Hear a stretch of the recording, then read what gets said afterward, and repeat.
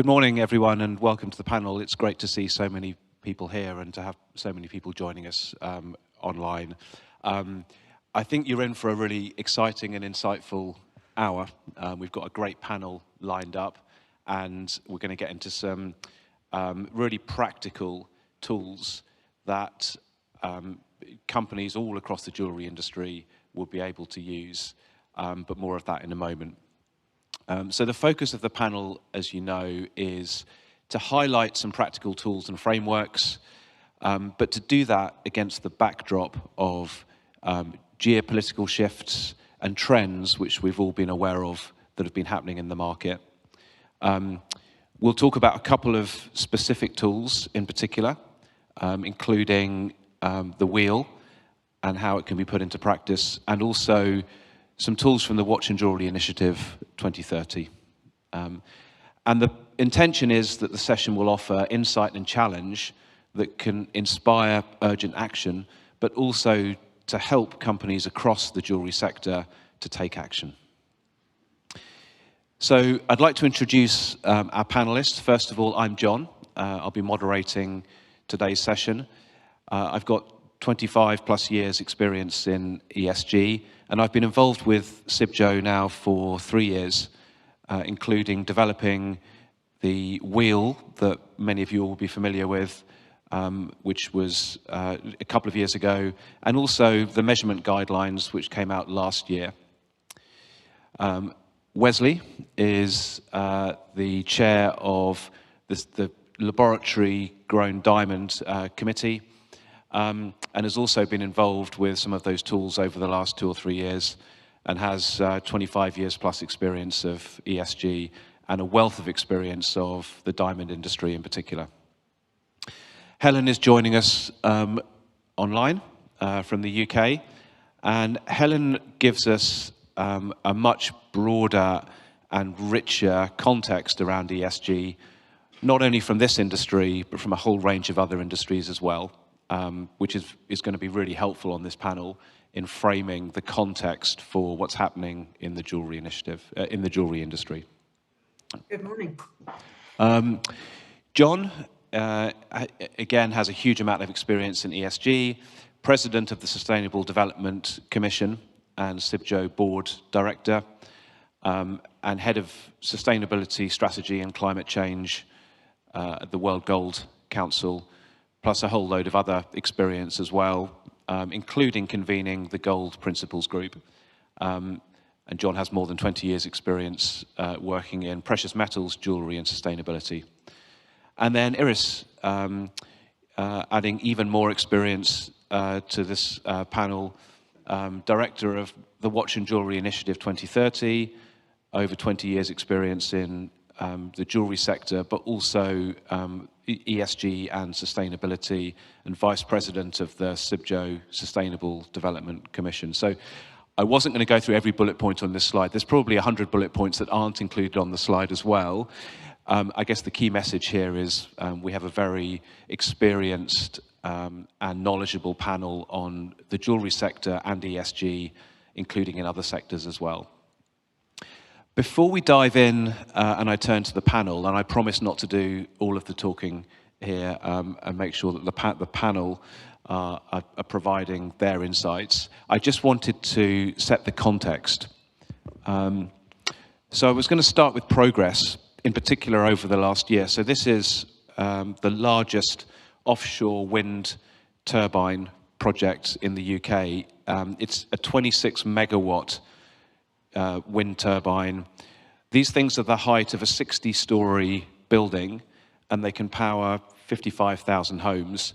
And China in particular is taking a lead on offshore wind, driving capacity and use of offshore wind, but also solar and a whole range of other renewable energy sources. And that's happening at a huge pace. This is a chart of energy generation in South Australia. It's quite hard to see the legend, but the yellow on here is solar energy, the green is wind energy, and the purple is interconnectors, so taking renewable energy in particular from other states in Australia. And this is an example of a particular week in South Australia where more than 100% of energy was generated through zero carbon technologies. And I could have picked from hundreds of examples, thousands of examples around the world of this type of thing, where renewable energy has now overtaken fossil fuels to the extent where it's 100% or more of generation in many different places in the world. So there's been huge progress over the last year. But as we all know, there's also been some reality checks. So in Europe, key ESG regulations, so the CSRD in particular, have been challenged by several governments, including Germany and France, in Italy and others, that have not put the brakes on regulation, but have tempered regulation over the last year. In the US, the momentum around ESG hasn't stalled, but it's been, the messaging coming out of the new administration in particular has been challenging to ESG progress. And the tensions between what's happening in the US, what's happening in China, and Europe sitting somewhere in between means that ESG over the last year has had some challenges. But what hasn't changed is the science. So 2024 was the hottest year ever recorded, and it was about 1.55 degrees warmer than pre-industrial levels. So pre-industrial levels, 13.7 degrees, we're now at 15.2 and rising. And that science doesn't change. And then finally, the impact. So many of us have been on summer holidays and have seen almost firsthand the impact of climate change. This is a photograph from Spain. I was on holiday earlier this year in Scotland and came face to face with a bushfire, which is almost unheard of in the UK. And the number of fires this year has exceeded all records. So we see both momentum and setbacks for our industry and for other industries as well. And what that means is huge challenges, but also opportunities to confront and address some of these issues. As a trade association, Cibjo can play a powerful role.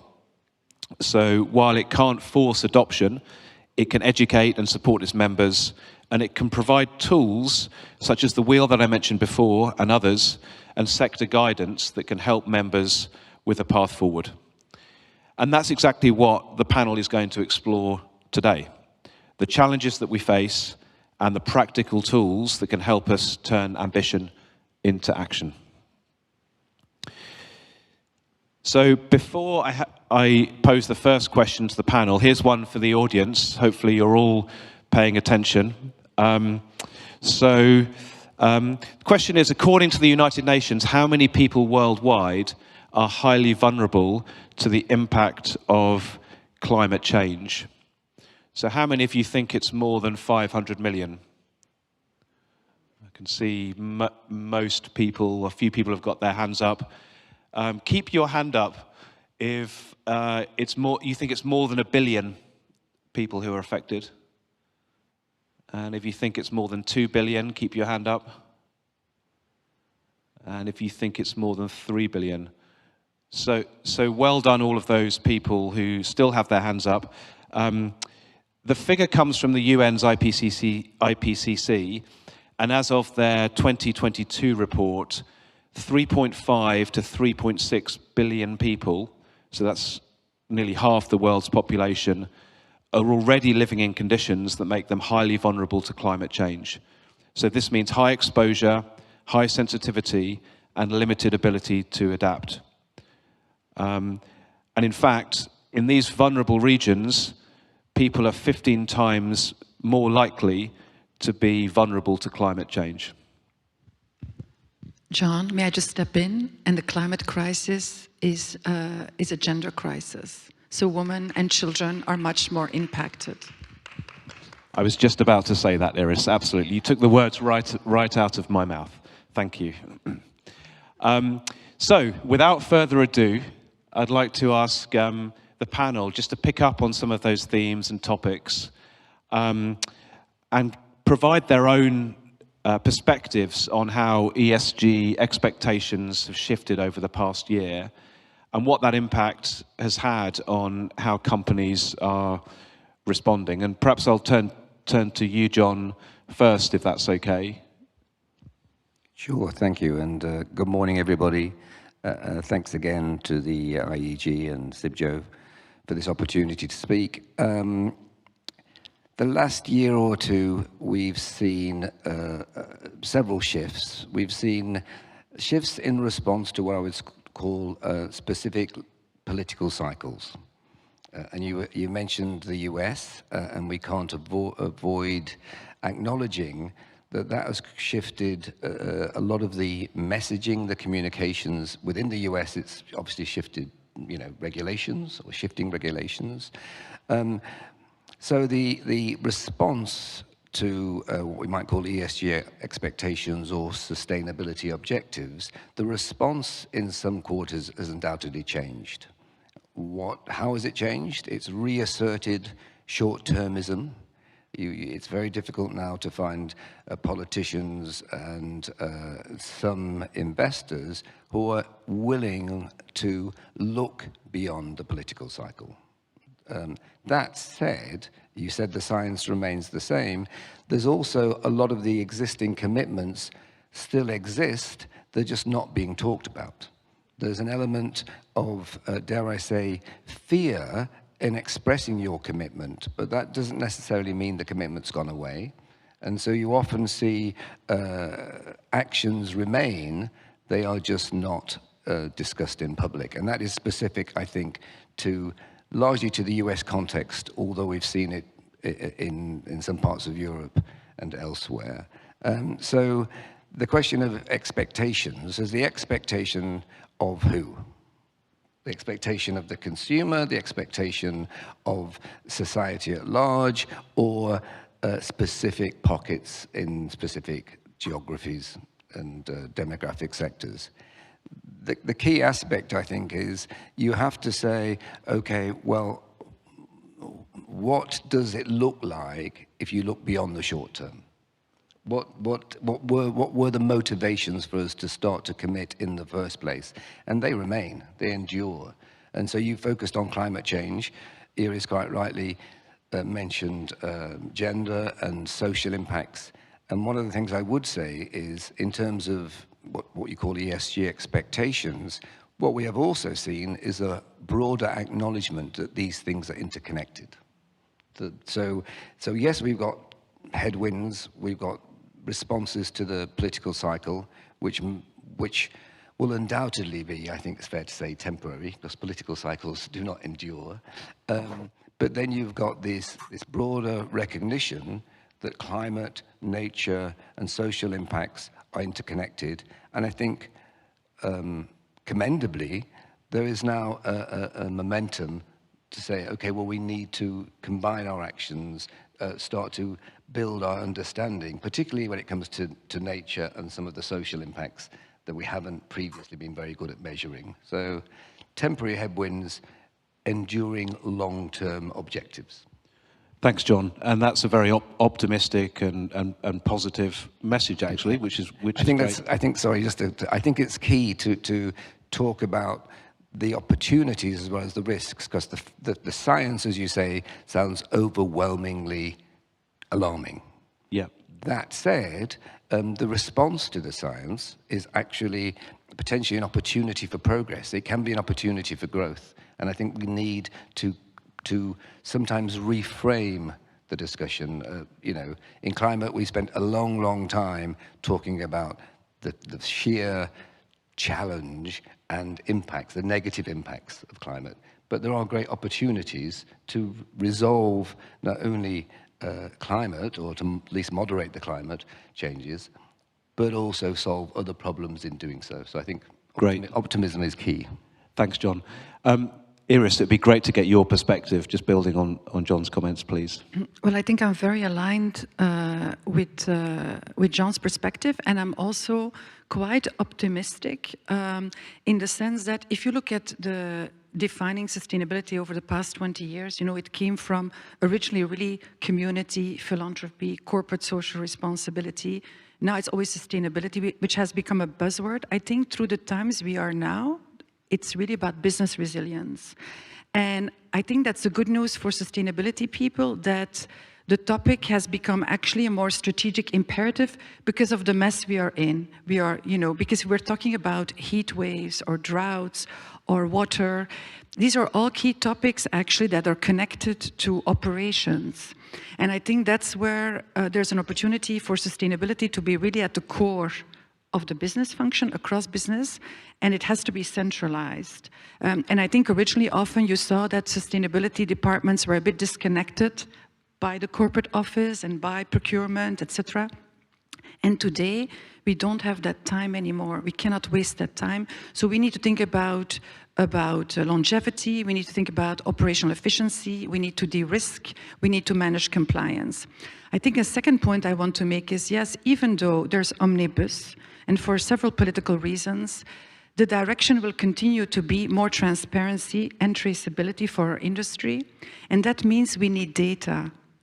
And I think that's where we need to work together more than ever, because if we think about decarbonization, if we think about water ecosystems and all of that, you cannot do that on your own, and that's why I think this is so important. So I'm quite optimistic and very aligned with what Jon said. And allow me just, Jon, to say one more thing before I would like to thank also Vincenza Ora, but Dr. Gaetano Cavalieri and Cibjo for bringing us together.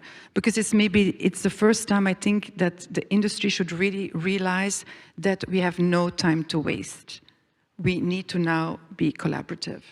Great, thanks Iris. And I think that integration of ESG as a mainstream activity and focus should stand us in good stead. You know, the days of it being off to one side and being a checklist exercise or a box-ticking exercise feel like they're in the past, which gives us another reason for optimism going forward.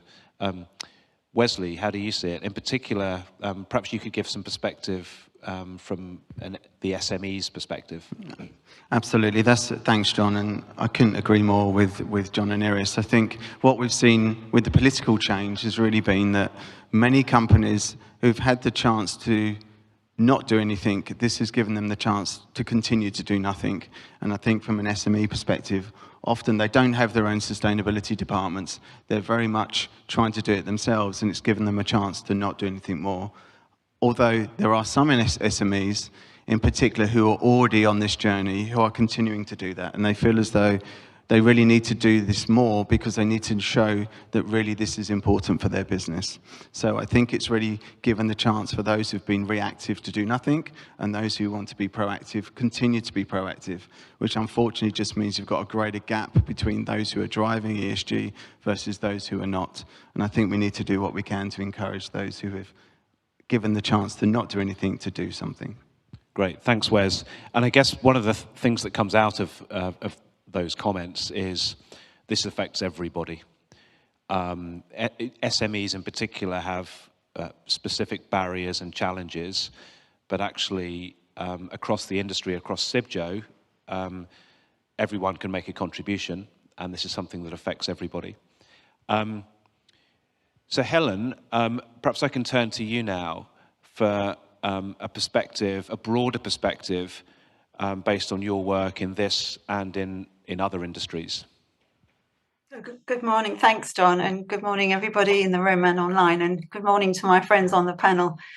I completely agree with what you've said so far. One of the interesting aspects of working in the ESG space is that it's a very fast-moving discipline, and these shifts are just part of an ongoing continuum of change. What I'm seeing across industries is that there are, at the macro level, there are three major shifts, one of which is that thankfully, now that ESG is more widely accepted as not just a nice to have, it is driving investors and businesses to demand more proof of tangible action, not just commitments. So as the panel has already said, you know, all of those promises and those pledges that have been made so far, now you need to show that they are being worked on and that progress is being made. So businesses that set those near-term carbon reduction targets for 2030 or 2035 need to show that they have been working on that reduction and are moving towards that target. And the same for improving diversity in the workforce or in the supply chain. What that's driving, of course, is this shift to treat ESG as core to business, not as a side activity, as you've already said. So I'm starting to see much greater focus on the key aspects of ESG that drive real business value. And I was reading recently some research that Morgan Stanley had done, and they talked about that 80% of companies now track measurable return on investment from ESG work. So we're shifting from that, let's do something and try it, and now we're seeing that it actually does drive the bottom line. And which business out there is not interested in driving an improvement to their bottom line? Secondly, as John Mulligan mentioned, we are seeing a shift to more quiet action and less public declarations. It's called green hushing. It's not particularly a positive move because, as Iris said, we need more transparency. And we need to help each other know and learn about what does work. And importantly, we need to be really much braver and bolder about talking about what we've learned that didn't work, so that, you know, again and again, we're not each individually making mistakes that have already been made. We can leapfrog off what other companies have already learned. And lastly, I think it was Iris who talked about resilience. Absolutely, there's a shift now much more to looking at climate resilience. So how businesses are protecting and defending their profits, but also looking at how they're adjusting their business models and operations to be much more climate adaptive and to be more in sync with the volatility that this climate change and climate crisis is bringing to us all, and a focus on materiality. So, and I think we're going to be talking a bit more about this as we go through the panel, but ESG is a full body workout. It is not one person's job. And to make that manageable, you need to apply a materiality lens to ESG. It's a very broad topic, particularly on the G, the governance side. It can be as broad and as deep as you want to make it. But if you apply materiality, then you are really focusing on what's relevant to your business. And which business out there doesn't want to better understand the impacts, risks, and opportunities that come from this changing world that we're now in? And that's what materiality assessments will do. It will flag up risks that at the moment are often overlooked or not fully understood. Great, thanks, Helen. And just to pull out one of the points that you made there around learning from mistakes and learning from things that go well and sharing experiences, I think that's very pertinent to Cibjo, a large trade organisation with lots of different companies, which, as John and Iris have both said, some of them are quite advanced and others really haven't started yet. So there's a huge opportunity here for disseminating knowledge and experience and case studies and celebrating success and sharing that with companies who maybe are behind the curve. Great, thanks, panel. So I'm going now to move on to just a quick question for the audience to test that you're all still awake. how has your focus on ESG changed over the past year? So if your focus on ESG has increased, could you put your hand up? Yeah, there's a few people. If it stayed the same, raise your hand. Yeah. And are there any people in the room for whom it's reduced, or for your businesses it's reduced?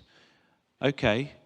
So I think there's for those of you online, not a representative poll necessarily, but most people in the room are saying that their focus on ESG has either increased or stayed the same, with one or two exceptions who are saying it's reduced. So I think that backs up the optimism on the panel, and the fact that you know, the science doesn't change, and this stuff is still important to businesses, and they're continuing to focus on it.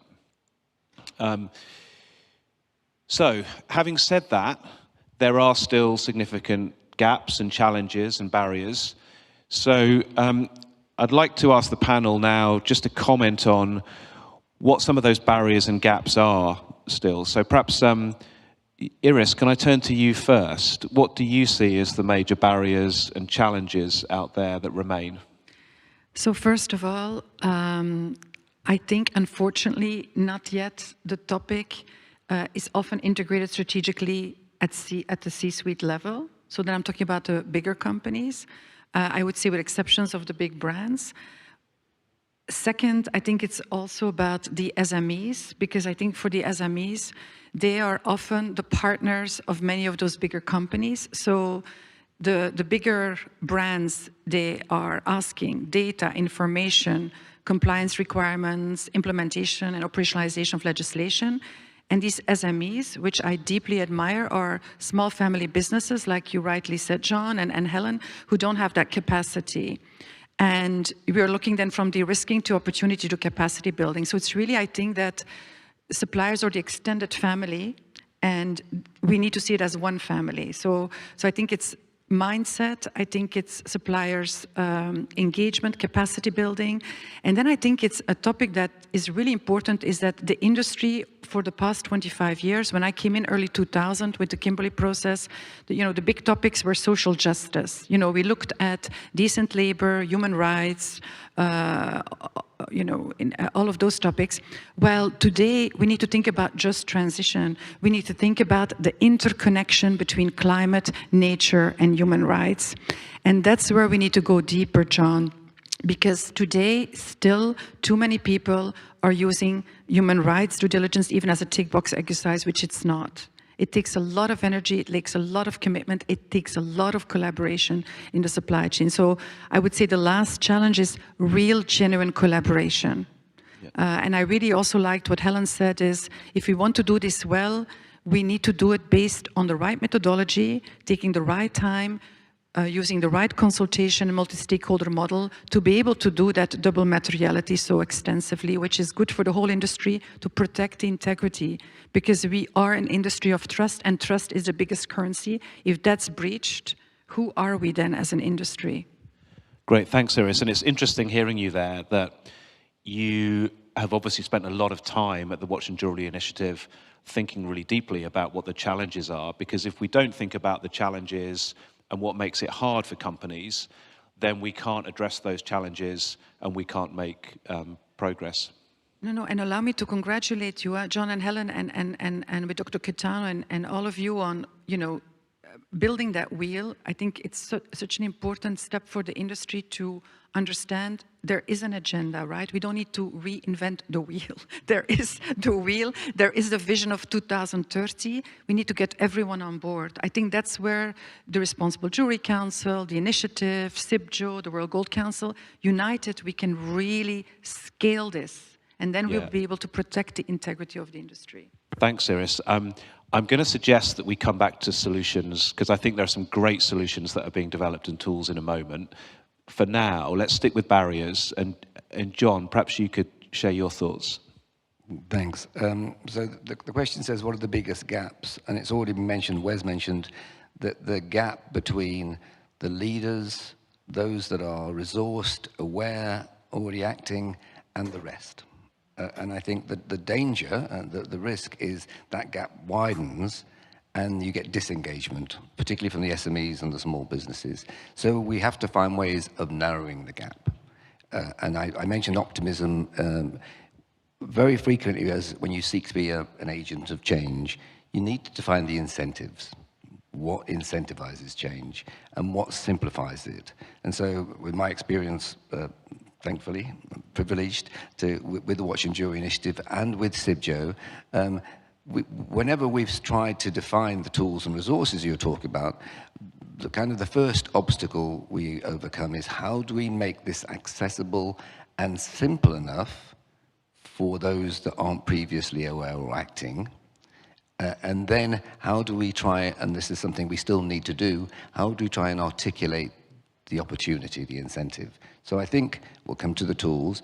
There is now, I would like to say, or there will be within the next few months, next year, a range of resources which should be sufficient to get started. But how do we, as an industry,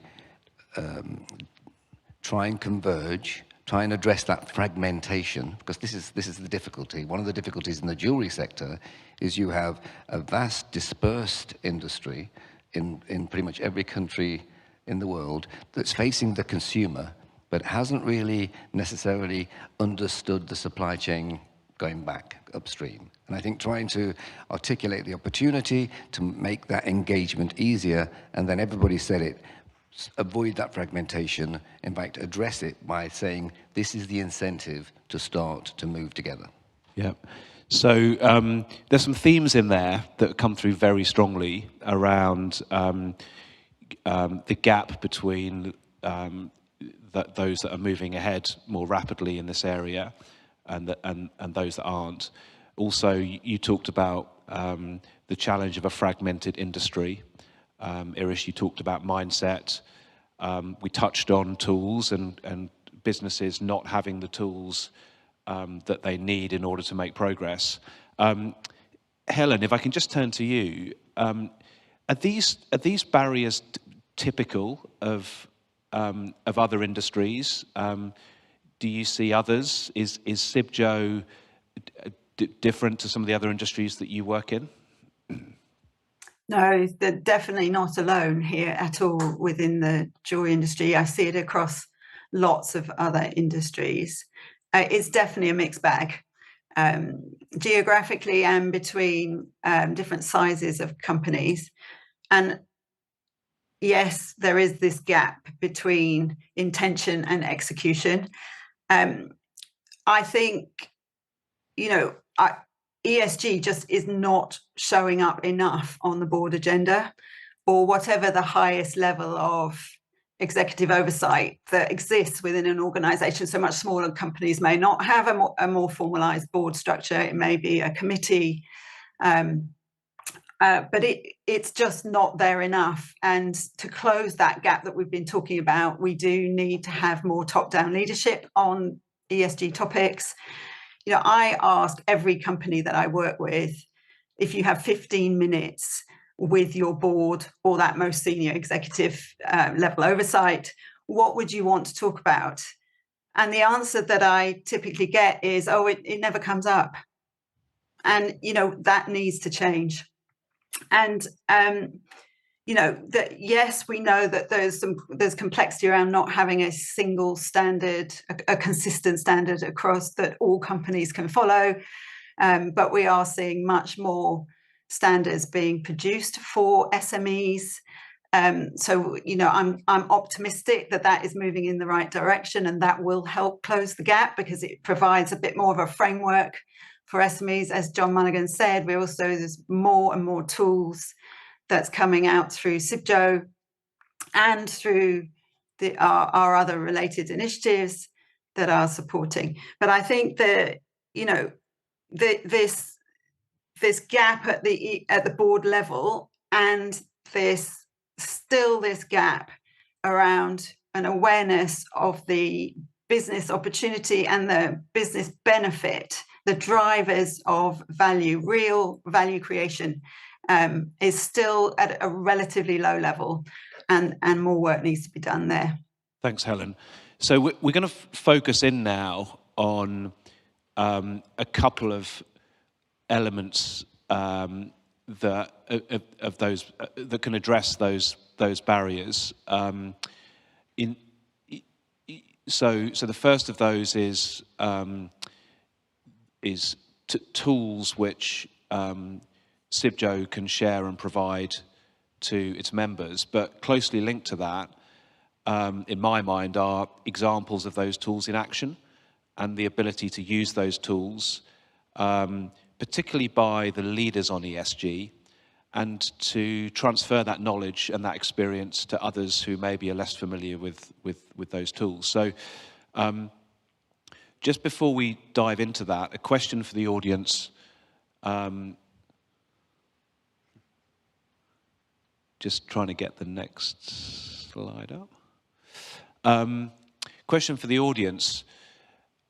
To what extent do you feel like you have sufficient tools and support to take action on ESG? So for those of you who feel you've got those tools and support, could you put your hand up? Yeah, so there's some people. I guess this is a fairly self-selective audience in some respects, but those of you who feel they don't have the tools... I'm so happy to see this. Those who feel they don't have the tools to support them. So, John, yesterday, John, we had somebody on the panel who basically, one of the questions we said was, are you aware of the support for your industry? He was a technology, advanced technology and fabricator in the jewellery space. And we said, are you aware of the tools to support your journey on responsible sourcing? And he said, not really. And so we said, okay, well, we will try and address that today. But I think it's fair to say if that was a representative sample of one, that we know there's a lack of awareness of the tools more broadly.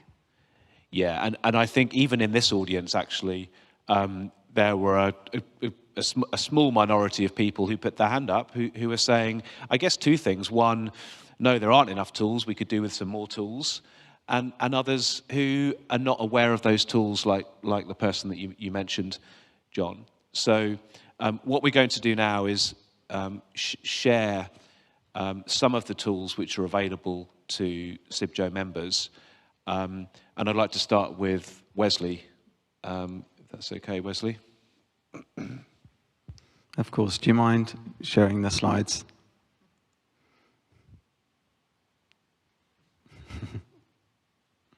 Thank you. So thanks, John. I think the journey that I've gone on and what I really wanted to share over the next few minutes was, from an ESG perspective, I was relatively new to ESG over the last year or so.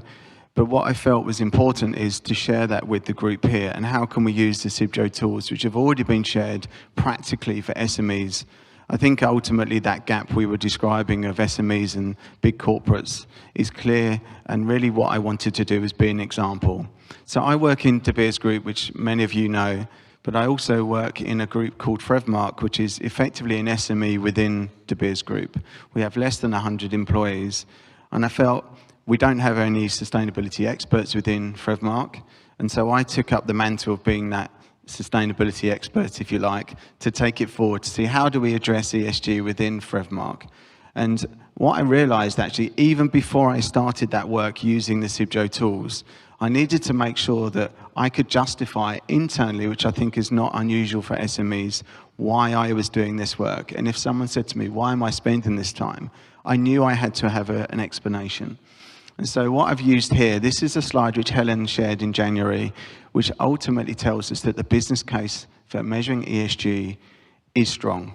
And there's two elements that I decided to take. Whenever anyone asked me why I was doing this work, the two I focused on was ESG makes sense and it makes financial sense. It either gives you extra growth or it gives you greater valuation of your business. There's an enormous amount of studies which have demonstrated that, and I would make sure that I would include and ensure that people knew that whenever they asked me why I was doing this work. The second one is on the bottom here, as you can see. ESG helps you run your business better.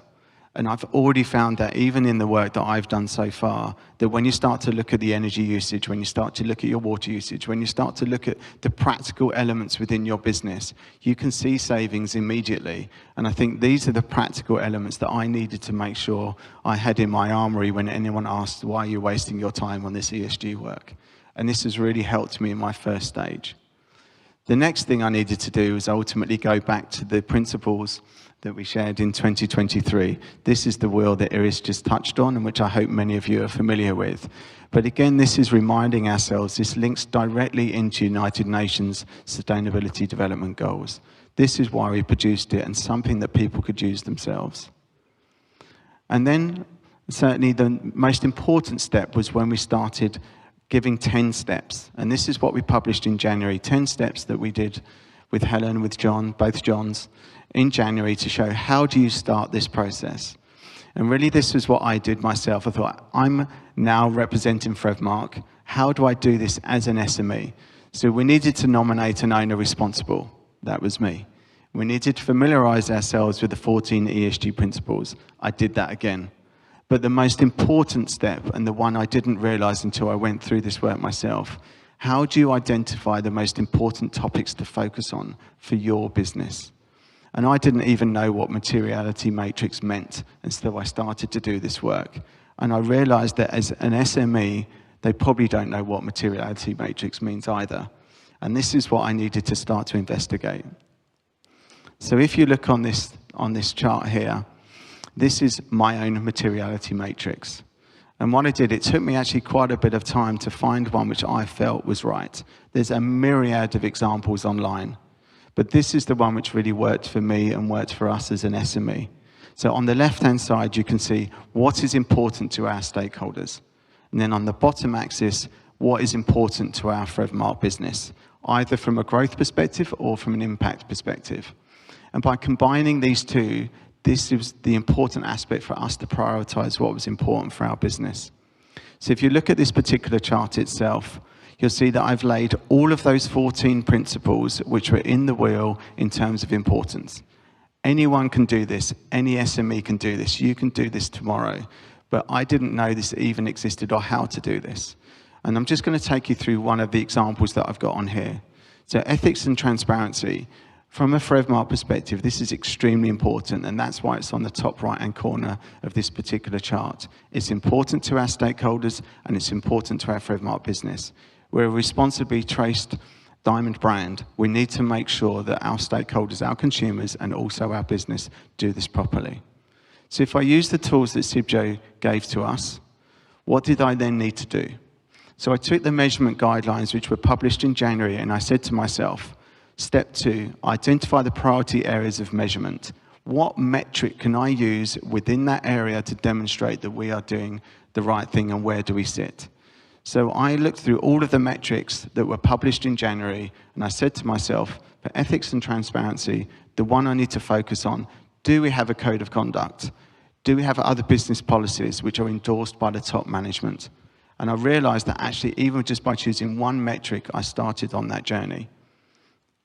So in reality, what then did I do? I did this for all of the different 9 elements which were in, if I go back to the matrix, all of those ones encircled in the red area, the most important aspects for us as a business. I then did that work for each of the different items, as you can see on here. So on the left-hand side, you have the guideline metric. Then in the middle, you have the plan for sourcing the information to measure. So I knew that I wanted to evaluate the code of conduct, the other business policies, but I needed to ascertain, do we have those policies? Do we use those policies? Are these policies that we use within Frevmark? Do people even know they exist? And really this was, for me, the eye-opener in how you move forward from an SME perspective. Take a measure, find a metric, check it's important for you as a business, then ascertain whether or not there's any gaps. And this is a very, very simple road to trying to share with people on the beginning now, how you move on this ESG journey. And really what I wanted just to share was, even though this is just me starting on this journey, last year I was ready. I had my running gear on, but I was sitting on the side. I wasn't really doing very much, but I wanted to do something. The intent was there, but I hadn't moved. And I guess over the last year, it really feels as though we have something in the UK which is called Couch to 5K. And for those who really don't want to get off their sofa and go for a run, you know that you have to do it, but you have to just do it. And I feel as though I'm in the middle here. I've actually got off my sofa, I've put my running gear on, and I've given it a go. And now I feel as though I can actually talk with sustainability experts. It was brilliant. I was on the bus earlier talking with Estelle. I feel as though I can have these conversations now that a year ago I couldn't have actually done. And it's only because I've used the tools which Cibjo have provided in January and last year that I could actually start to have those conversations. And I don't know if I'll ever get to You're going to Usain the Bolt. Olympics. You won't, Wes. Thanks, John. You might do. So we might not get to Usain Bolt's level, but in reality, we know what the journey looks like now. And I'm really hoping that the work that we start to do within Cibjo and these examples help SMEs in particular move on this journey. So you can at least get off the couch and start to move on that journey to Usain Bolt. And there are many Usain Bolts actually within this room which we can learn from as well. So make sure we utilize and learn from that as well. So well done, Wes. I think you don't need to train for the sprint. I need to train for the marathon. That's the trick. But, Okay, I'll And need to change let's it. But do now New you've got the York. five. eh? Now you've Let's got- do New York. Sounds So, good. Wes, thanks very much. And listening to that, I heard several things that there's clearly, which address the barriers that we talked about before. So there is a tool available here.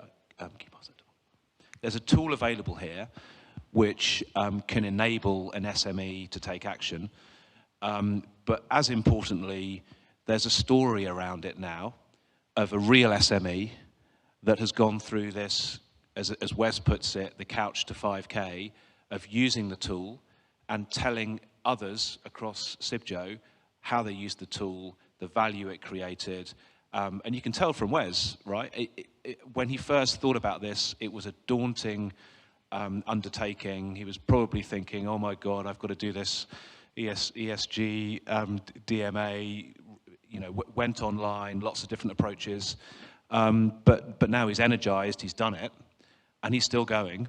And he may get to Usain Bolt's level, who knows, but more as importantly, he can address that barrier that we touched on before, which is disseminating the knowledge to others and helping others across Cibjo to make the same journey. So I'd like to hand over to Iris now and talk about Watch and Jewellery Initiative, because we can't do justice to every tool today, but I know, Iris, you have a very wide spectrum of tools as well. Well, thank you very much, and really congrats, Wes, well done, and I think you explained it magnificently. So first of all, for those of you online or present here that do not know who the Watch and Jewellery Initiative 2030 is, we're actually a very young initiative, co-founded by Maison Cartier, delegated by Richemont and the Caring Group. And we're not a standards body, but we are really a multi-stakeholder action platform that wants to accelerate 3 interconnected pillars: climate, biodiversity, and nature and inclusiveness. And I'm not going to go into the detail today, but under every pillar, we have very, very in-depth work streams. And for us, it's really the objective of the initiative to be able to scale some of those solutions. So we're testing it, we're building proof of concepts with scientists, with legal compliance, with top experts. And once we feel that the solution is ready, we bring it to open source. Today, actually, I want to talk about nature and biodiversity, because it's a topic that has not yet been fully embraced by the industry, often by leading brands. If we think about the Caring Group, who started this already, more than 15 years ago, or if you look at what some of the other brands are doing. But if we think about business resilience, you need to think, where are your materials coming from, in which eco-landscape? And this could be, colored gemstones from Madagascar, this could be diamonds from Botswana, this could be minerals from somewhere in the world. What kind of dependencies do you have on nature? And what was the approach, John? It was, first of all, we started, and I talked to Estelle about it, we started with a nature action playbook for someone who had never talked about nature and understood about how nature is connected to sustainability. So we've invested a lot in education. Then we built a nature roadmap. It took 18 months through multi-stakeholder consultation with the World Economic Forum, World Business Council of Sustainable Development, TNFD, all of it. We put it into open consultation. We're updating it again because of regulations. And now we're building actually tools, and the tools are live, and we're testing the tools with some of the leading brands and suppliers. How do you operationalize nature as part of your business strategy? So we started from education, you call it, no, you don't know anything about nature, playbook with help desk support, proof of concept, and now actually we're starting to collect the first data within ESG book, which is, you know, one of the most sophisticated technologies that 10 of the top banks of the world use to be able to also look at accountability. So that's one.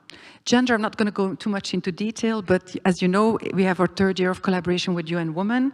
We've been testing the waters on gender responsive procurement.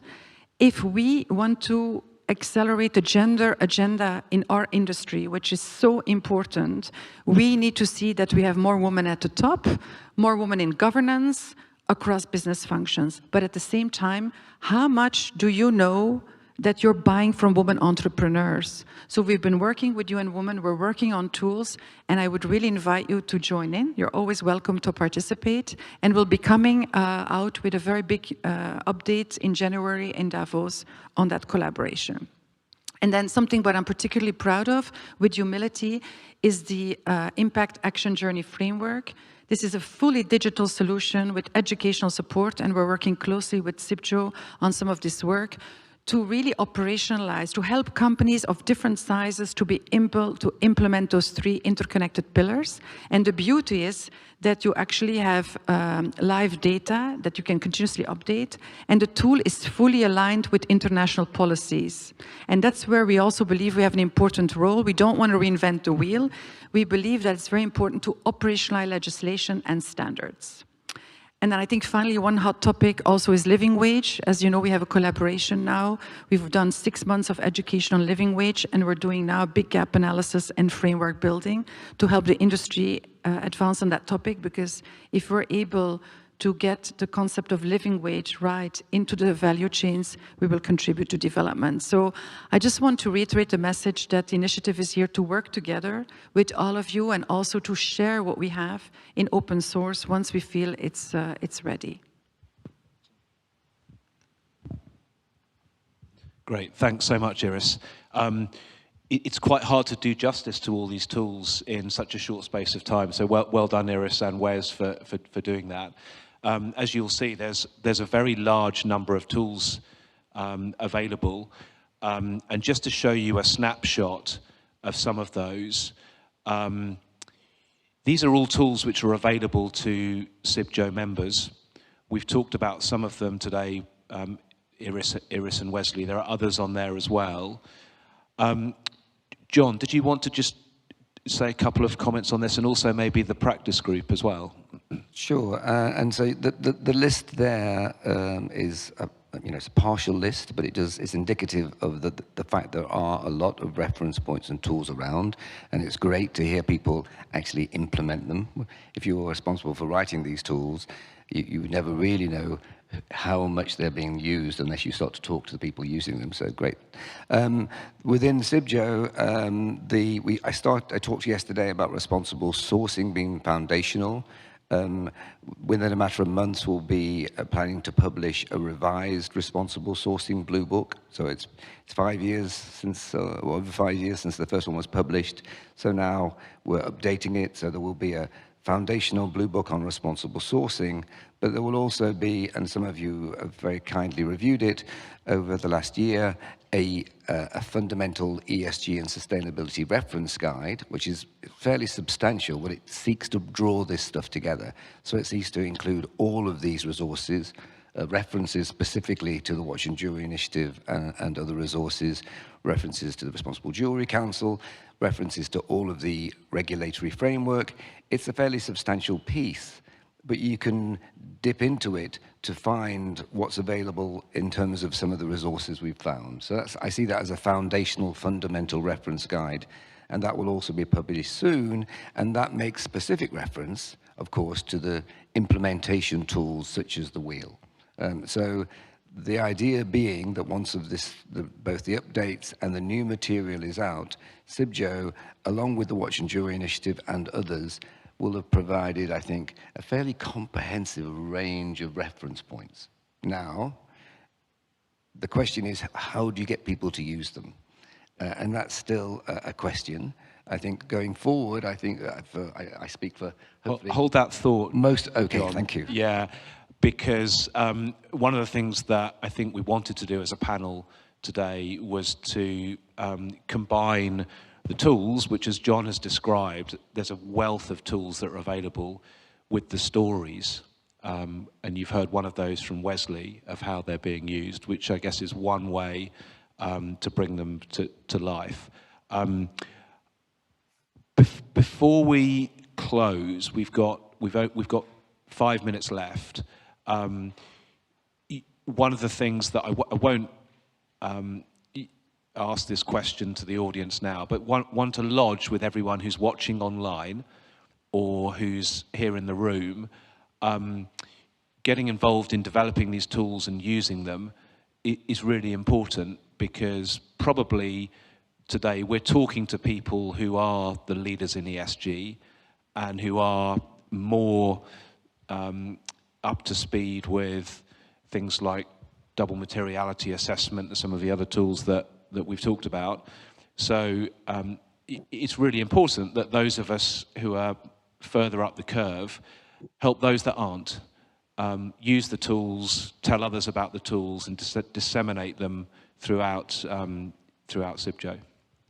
I'm going to ask the panel, if they can, to just combine a couple of questions here. So the first one is around reasons for optimism. So we talked a little bit about some of the challenges and barriers before, but please give us, as an industry, some reasons for optimism. And secondly, if you can touch on some of the things that you're going to be doing over the next year, I think that would be really useful. And I haven't given you much time, I realise. So who would like to go first? We better hurry up, shouldn't we? I think I've already laid out, I think, one of the reasons for optimism, and that is this simply makes business sense. It also better aligns your business with wider societal expectations. And ultimately, if you're willing to look beyond the very short term, you are contributing to solutions that will have a positive impact for generations to come. So that's the reason for optimism. The challenge is getting that, and Iris mentioned it, getting that embedded in a mindset, a business mindset. That's, but we're now talking about this. Probably the other reason for optimism is, in my 20-odd years in the industry, it's only the last 4 or 5 years we've been talking together, realistically, in terms of the supply chain. And I think that's a reason for optimism. Great, thanks, Jon. Iris. I'm anyway an optimist in life, so I have a positive mindset. I'm also optimistic because there's no other option for us as an industry, because we are in jewelry, we are in beauty, we're in art and creations. So we depend, our core depends on trust and transparency. So if we breach that, we can never attract that customer. Second, we want talent. We want young people to come into this industry. We're about craftsmanship, savoir-faire. Look at Italy. Congrats, Dr. Katana Cavaliere, with your new school, which I think is fantastic. If we want youngsters to come into our industry, we need to stay attractive and relevant. So for me, there's no other option. And I understand we're going to be a bit more quiet. I agree with you, Helen. I think greenwashing is not an option, but okay, let it be. We just need to do the work that we as an industry and as a collective we can be proud. And second, what I do believe is we need more genuine collaboration. I still unfortunately see that too many people are reinventing the wheel, and efforts are not aligned. And I think, first of all, it's operational inefficiency, and second, it confuses it confuses people, it confuses journalists, it confuses audiences.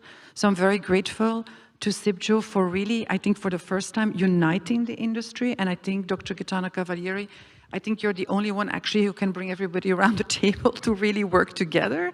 And we need to really now do that, but genuinely. We should really stop the politics, put our ego down, and work together with respect and dignity to protect this beautiful industry we work for.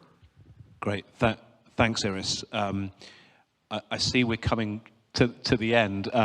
I would say, Wesley, I did feel you gave us some great optimism from your case study in terms of demonstrating that this stuff is possible and you can make a difference once you get started. And I just turned to Helen. Is there anything you would add? Well, just that, you know, as Wes so ably demonstrated, is that you can, as a business leader, you can balance ESG with the trade-offs necessary to prioritize growth. So it is not an either or. And the other thing I would say is don't let, perfection be the enemy of good. Take action, start that running down that marathon track, because it really does pay off. And we've seen that today. So really well done. Great. Thanks, everyone. We nearly did it. We're just on the hour. Just very briefly, I'd like to say a huge thank you to the panel. Massive amount of experience, that some of which has been shared today, and I thank them for their insights. We hope the session has given Cibjo members a sense for some of the tools which are available and which are being developed, and more importantly, a story around how those tools can be used, and some optimism for how the two could come together over the next year and beyond. So whether you're relatively early on in your journey or you're more advanced, please get involved by using the tools, making progress on ESG, and really importantly, being willing to share with the industry those successes and sometimes failures so that we can all move together and learn from each other. On Cibjo's part, Cibjo will continue to develop the tools and share with the industry, along with Watch and Jewellery Initiative and others who are developing tools across the industry. And we're going to say more about that at the Congress in Paris, and even more about that next year in Vicenza. It's Cibjo's 100th anniversary, which you'll be hearing a lot more about.